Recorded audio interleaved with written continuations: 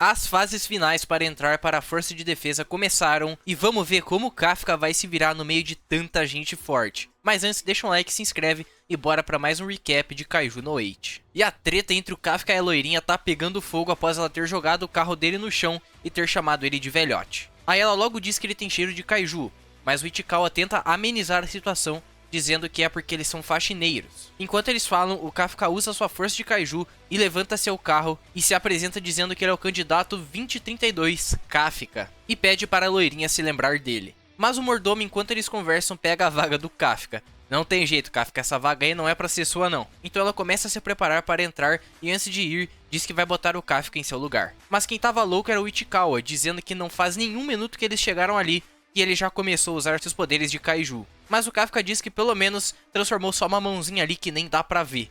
Aí os dois já se preparam para poder ir também.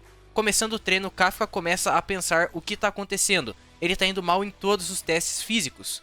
O objetivo dele era ir bem justo nesses para não precisar se preocupar com o teste de habilidade. Mas parece que sua idade tá pesando ali. Ele até pensa em o que aconteceria se ele usasse seu poder de Kaiju. Mas ele não usa e fica muito pra trás, acabando na posição 299 de 225. E já a loirinha acaba em quinto lugar. E ela não perde tempo pra ir lá zoar o Kafka, mano. Já que ele mandou ela ficar de olho nele, né? Mas parece que agora ele já não quer mais que ela lembre do nome dele. O Ichikawa pergunta se ele não usou o poder de Kaiju. E o Kafka diz que não seria justo com todos que estão dando seu máximo ali. Apesar dele querer muito usar seus poderes de Kaiju. Logo a cena muda pro vice-capitão entregando para a amiga do Kafka a ficha de todos os participantes da prova. E ele diz que alguns chamaram bastante atenção. Mas quem chama mesmo a atenção dela é o Kafka. O vice-presidente destaca o candidato 2, que veio como um dos promissores, e o Ichikawa destaca logo o cosplay mal feito do Itadori, que ficou entre os primeiros na escola técnica de extermínio. E também fala sobre Aoi, a promessa das forças terrestres, e ficou em primeiro no exame físico. Mas quem tá chamando mais atenção mesmo é a loirinha, que tem só 16 anos, e é formada na Universidade de Extermínio da Califórnia. E também diz ela ser a mais forte a conseguir esse feito, sendo também o maior talento que já surgiu. Aí a garota já chega pra falar com o Kafka e pergunta se ele já sabe o quão incrível ela é. Nisso ele chega perto dela e diz que não sabia que ela era tão talentosa, mas os seguranças dela começam a bater no Kafka. Aí todo mundo fica se perguntando se ele é fã dela. E ela deixa claro que já é a segunda vez que ele passa vergonha. E ela fica animada pra ver quantas vezes ele vai fazer isso. Aí o Kafka diz que quem vai passar vergonha é ela. Mas logo ele diz que tá bem ferrado. Porém, Ichikawa diz que ainda tem chance, porque na segunda parte envolve descarte de Kaiju e o conhecimento e capacidade de trabalhar em grupo. Coisa que eles entendem bem, afinal trabalharam com isso. Nisso eles vão para o portão e o vice-presidente já tá lá falando que ele é o chefe do comitê da segunda parte do teste. E que o teste de aptidão será feito naquela área. Ele diz que o trabalho deles é encontrar Kaiju. Kafka pensa que teria apenas que desmembrar eles, mas ele diz que eles têm que neutralizar o Kaiju. E assim o portão abre e eles veem um monte de Kaijus vivos lá. O Kaiju, logo que vê todo mundo, corre para a direção deles, mas uma grade é colocada impedindo o Kaiju de passar. O Kafka logo cai no chão espantado, sendo o único a ter essa reação. Diferente dos outros que ficaram empolgados, a loirinha vê a vergonha que ele tá passando de novo e ela já começa a rir, deixando o Kafka todo envergonhado. Aí o Kafka já diz pro Ichikawa se eles não falaram que eles iam apenas desmembrar Kaijus. E o Ichikawa diz estar tão surpreso quanto ele. O vice-capitão avisa também que para fazer o teste, eles vão precisar usar esses trajes militares. E enquanto a galera veste eles, percebem que esse traje se ajusta perfeitamente ao corpo do usuário, fazendo eles se sentirem mais fortes. Esse traje é feito de pele de Kaiju, por sinal.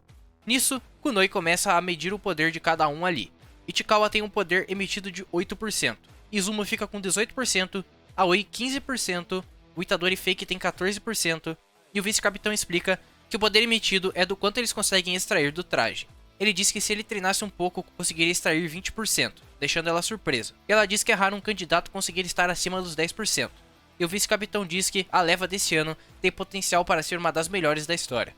Mas quem deixa todos surpresos é a loirinha, que consegue liberar 46% do poder do traje, fazendo o capitão notar que ela tá no nível de um líder de pelotão, fazendo todos concordarem que ela é realmente o maior talento da história. Ichikawa fica triste por conseguir extrair apenas 8%, mas o vice-capitão diz para ele ficar feliz, pois só de não extrair 0 ele já vai passar. E ele diz que nunca viu um 0 na história, até que é mostrado o Kafka com 0%. Ai ai, Kafka, não se cansa de passar vergonha, né? Deixando todos surpresos, e fazendo até o vice-capitão cair na gargalhada, pois é a primeira vez que ele vê um 0%. Kafka começa a fazer força para tentar extrair um pouco do poder do traje, mas o vice-capitão diz que não é assim que funciona, e que se ele fizer desse jeito, o Kafka vai acabar se cagando nas calças. E quem tava de olho é a loirinha, que diz em pensamento pro Kafka mostrar logo o poder que ela viu no estacionamento. E agora que todos estão trajados, o vice-capitão manda todos se prepararem para começar o teste, explicando que o alvo deles são 36 kaijus soltos no local, responsáveis por um grande número de mortes ano passado, e eles irão usar armas anti-kaiju, e também serão monitorados por drones. Caso um deles esteja em perigo, eles acionam os escudos dos trajes. E caso a situação chegue a isso, significa que eles não passaram. Então, todos estão liberados. A lourinha já começa a subir pelas paredes do prédio e desce a bala no kaiju, deixando para os outros finalizar. E o Kafka decide ir com tudo, mas a arma é muito pesada para ele levantar, e ele não consegue tirar poder nenhum do traje. Enquanto os dois se perguntam o que vão fazer, o vice-capitão avisa que a capitã Mina Ashiro veio assistir.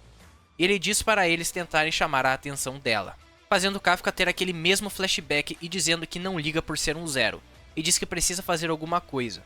Então o Kafka faz uma pergunta interessante para o Ishikawa, sobre o porquê eles estão sendo monitorados, já que se eles quisessem apenas contar o número de abates, era só usar um sistema de rastreamento. Kafka diz que deve ser porque eles estão testando suas habilidades e o quanto eles conseguem se adaptar. Então Kafka diz que como eles não têm muito poder de ataque, eles podem ser bem úteis no suporte.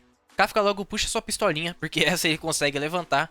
Chegando perto de um kaiju, Kafka lembra daquele kaiju, dizendo que já lidou com um daquele. Então ele pega uma granada de luz e logo joga no bicho. E diz que ele tem uma visão fraca, mas sua audição é muito desenvolvida. Nisso ele manda o número 2 atirar na barriga dele, pois ali é o ponto mais fraco em grande parte dos kaijus. Assim eles conseguem facilmente derrotar aquele kaiju, deixando Ichikawa e Kafka mais confiantes. Mas no processo Kafka é pego por um dos kaijus e jogado para longe, fazendo várias fraturas no corpo do Kafka. O vice-capitão até chega a falar para prepararem o escudo para ele, mas antes dele ser atacado, a loirinha aparece e atira no kaiju, salvando ele. E diz para ele que essa foi a terceira vergonha. E quando ela está em ação, ninguém pode desistir. Nisso, ele agradece ela, mas ela diz para ele ficar ali deitado como um perdedor, enquanto ela extermina todos os outros kaijus. Nisso, ela começa a finalizar todos os kaijus, fazendo os outros participantes se perguntar se o equipamento dela é mesmo igual ao deles ou não. Kafka tenta levantar, mas já não tem mais forças. O vice-capitão avisa que os pontos vitais do Kafka estão instáveis, devido às fraturas que ele sofreu, fazendo Kafka pensar que será desqualificado, e ele começa a pensar no 0%, fazendo ele refletir que sempre as pessoas talentosas passam em sua frente. Ele também lembra que não poderá ficar do lado dela. O vice-capitão aconselha Kafka a desistir, pois nem os escudos são perfeitos. Kafka diz que é ele quem decide isso, se vai desistir ou não, já que apostou tudo nesse teste, e agora ele vai fazer por merecer. E seu 0% vira 0,1% e termina dizendo que dessa vez ele não vai desistir, não importa o que aconteça, terminando o episódio. Cê é louco, que insano esse ep de kaiju. Será que o Kafka vai conseguir dessa vez? E será que ele vai acabar usando seus poderes de kaiju? Isso saberemos na semana que vem. Então, se vocês quiserem mais recaps de kaiju, deixa um like e se inscreve no canal para ficar ligado. E até o próximo vídeo.